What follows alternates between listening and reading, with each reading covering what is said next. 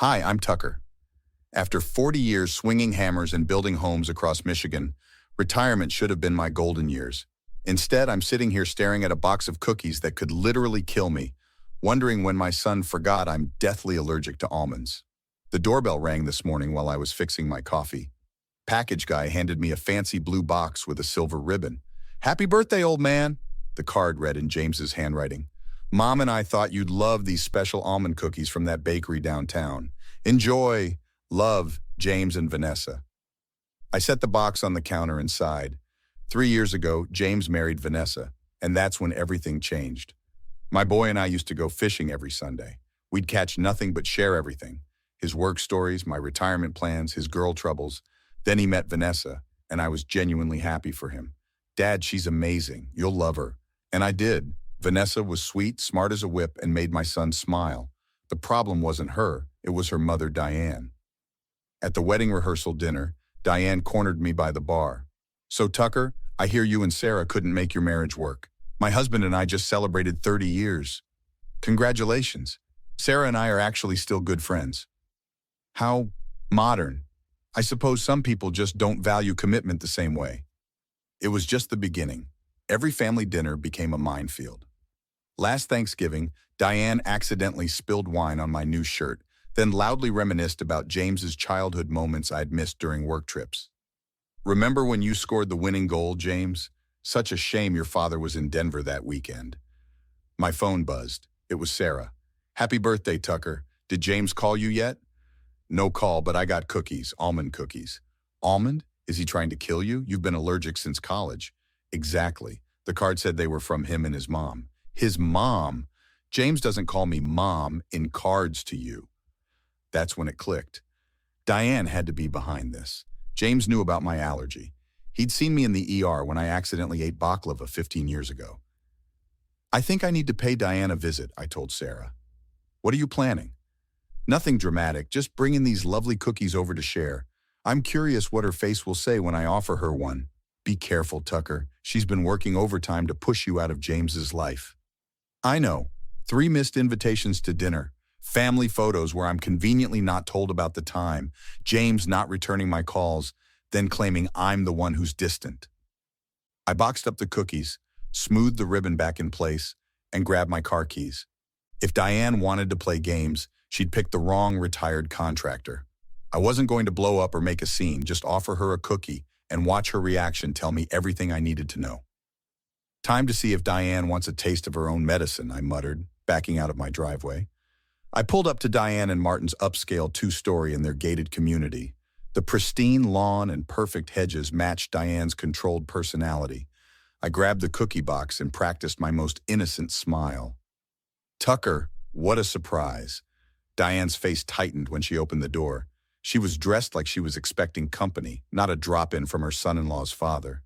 "Just in the neighborhood and thought I'd stop by. James sent me these amazing cookies for my birthday and I wanted to share." Diane stepped back, letting me into her marble-floored entryway. "How thoughtful. Martin isn't home right now." "That's okay, more cookies for us." I followed her to the kitchen, all stainless steel and granite.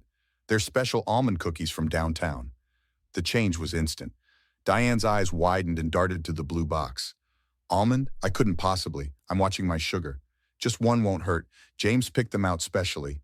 I opened the box, held it toward her. "Look how beautiful they are." Diane backed away. "I really can't. Actually, I'm allergic to almonds." "Funny coincidence, so am I. Deathly allergic, actually. Have been since college. James has known this his entire life. Saw me in the hospital once when I accidentally ate some." The color drained from Diane's face. She clutched her pearls. "Well, I'm sure he just forgot." "The card said they were from him and his mom, except James doesn't call Sarah mom when writing to me. Interesting slip, don't you think?" "I don't know what you're implying." "I think you do. I think you ordered these cookies and put James's name on them, knowing exactly what would happen if I ate them." "That's ridiculous. You're just trying to cause problems." I noticed a stack of mail on her counter. On top was a birthday card, in my handwriting, addressed to James, unopened. "Why do you have my card to James?" Diane snatched it up. "He asked me to collect his mail while they're renovating. That's my birthday card to him from 3 weeks ago. And that package, I pointed to a small box behind her fruit bowl. Has my return address. That was a watch I sent him for his promotion. You're snooping through my personal things. They're not your things, Diane. They're for my son. Diane's phone rang. She grabbed it. I need to take this. She stepped into the dining room, but I could hear every word. Vanessa, honey, I'm worried about your father-in-law again. No, he's acting erratic. Showed up unannounced with cookies, demanding to see James. I think he's been drinking. You know how he gets. Remember Thanksgiving when he was so hostile? I just don't think it's healthy for the baby to be around that kind of behavior. My blood boiled. Baby, James was going to be a father and I hadn't even been told. It's so sad how jealous he is of your relationship with James, always trying to come between you two. No, don't tell James I called. You know how defensive he gets about his father. I'd heard enough.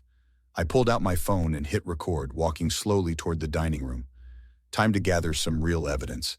I slipped out of Diane's house before she finished her call, my phone recording safely tucked in my pocket. I drove straight to Sarah's place, my hands shaking on the steering wheel.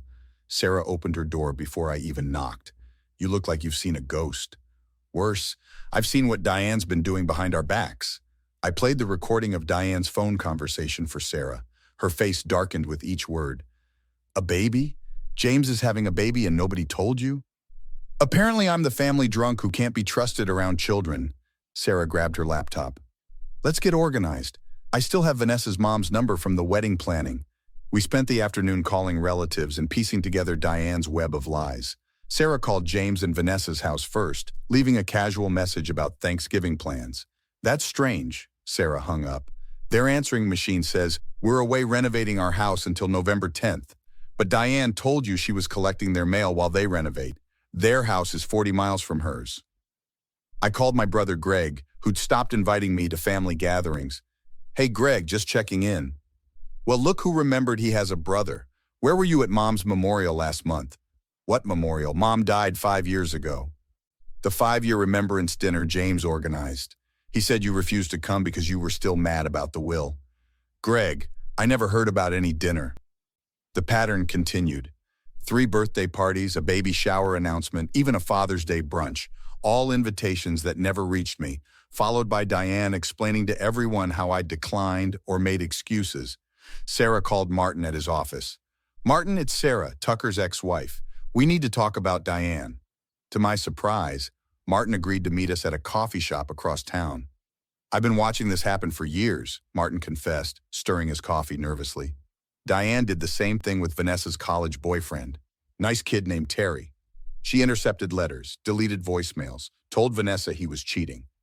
Why didn't you stop her? I demanded. Have you met my wife? Last time I confronted her, she emptied our bank accounts and disappeared for a week, but this has gone too far. When she ordered those cookies, you knew about the cookies? I overheard her on the phone. Make sure they're the almond ones, she said. It's important. When I asked, she claimed it was for a church function. Martin handed me his phone. I recorded something last night. I'm not proud of sneaking around, but you need to hear it.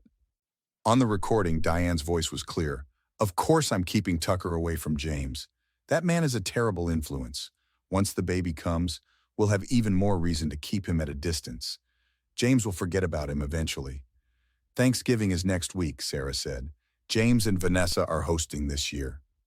And I wasn't invited, I added. But I was, Sarah smiled. As James' mother, I get a +1. They don't specify who. We spent the next 2 hours planning carefully. Photos of the unopened cards and gifts, screenshots of text messages, recordings from Martin, and most damning, the almond cookies. We can't just ambush them, I insisted. James and Vanessa are victims too. Agreed, Sarah nodded. We need to be strategic. Diane will try to paint you as the aggressor. I've waited 3 years to get my son back, I said, organizing our evidence. I can wait 1 more week to do it right. Thanksgiving Day arrived with a knot in my stomach. Sarah and I pulled up to James and Vanessa's house, a neat colonial they'd bought last year. Ready for this? Sarah squeezed my hand. As I'll ever be. James opened the door, his face registering shock. Dad, what are you doing here? I'm Sarah's +1. Hope that's okay. James looked confused but managed to smile. Of course, come in. Inside, Vanessa was arranging flowers on the dining table. Her baby bump was visible under her sweater. My grandchild. My heart ached. Tucker, we weren't expecting you. Her eyes darted nervously to the kitchen where Diane was busy with the turkey. Surprise, I smiled. Diane emerged from the kitchen, nearly dropping the gravy boat when she saw me. What is he doing here? Mom, don't start, Vanessa warned. I just find it interesting he shows up now after refusing all our invitations. The dinner began tense but cordial. Martin kept glancing at me, nodding slightly. When the pumpkin pie was served, I cleared my throat. James, I want to thank you for the birthday cookies. James frowned. What cookies? The almond cookies you supposedly sent me. The ones that would have sent me to the hospital if I'd eaten them. Dad, I never sent you cookies. I know you're allergic to almonds. I pulled out my phone. I have some things to show everyone. One by one, I revealed the evidence. The intercepted birthday card, the photos of gifts never delivered, the recordings of Diane lying about me. With each revelation, James and Vanessa's expressions shifted from confusion to horror. This can't be real, Vanessa whispered, her hand protectively over her belly. Tell them, Diane, I said calmly. Tell them about the cookies. He's clearly fabricated all this. He's jealous of our family bond. Martin stood up suddenly. Enough, Diane. I heard you order those cookies. I saw you intercept those cards. You're taking his side? After 30 years of marriage? I'm taking the side of truth. You've been manipulating this family for years. It stops today. James turned to me, his eyes wet. Dad, I had no idea. I thought you were pulling away from us. I would never pull away from you, son, or from my future grandchild. Diane tried one last defense. Everything I did was to protect this family. By poisoning me? I asked quietly. The room fell silent. Vanessa spoke first. Mom, I think you should leave. You can't be serious. We're very serious, James stood beside his wife. You'll have supervised visits with the baby once it's born, after counseling, and a genuine apology to my father. Diane stormed out, Martin following with an apologetic nod.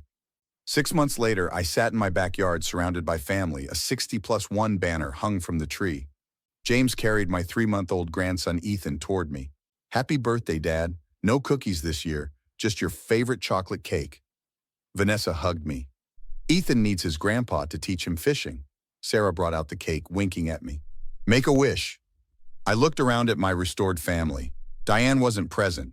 She wasn't welcome at family gatherings anymore. Martin had filed for divorce, tired of her manipulation. She'd lost everything that mattered, but I hadn't pursued this for revenge.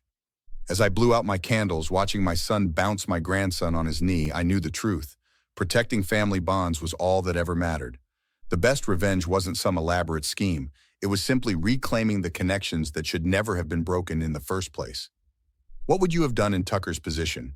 Is completely cutting Diane out of family events the right move? Or should toxic family members be given a chance to reform with strict boundaries? The cookies could have sent Tucker to the hospital. Where do you draw the line between forgiveness and protecting yourself? If you enjoyed this revenge story, please hit that like button and subscribe for more stories about standing up to toxic people.